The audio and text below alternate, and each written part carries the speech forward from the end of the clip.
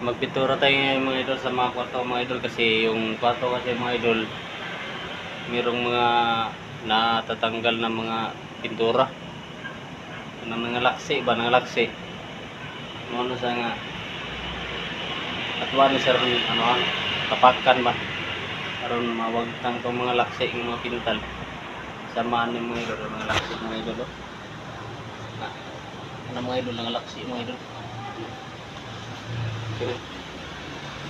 So ngayon ang laksi atuan na sa gi iskimputan kay aro paglihan atuan ni mo clean siya o atuan ni sa dayon pintalan di aron tupong ba wa kay makita nga nay lubak-lubak kay atong di nato ni siya ano ang tapakan og skimpot mo ano man ni siya mo kita nimo ang agi sa pintal ba nga nalaksi.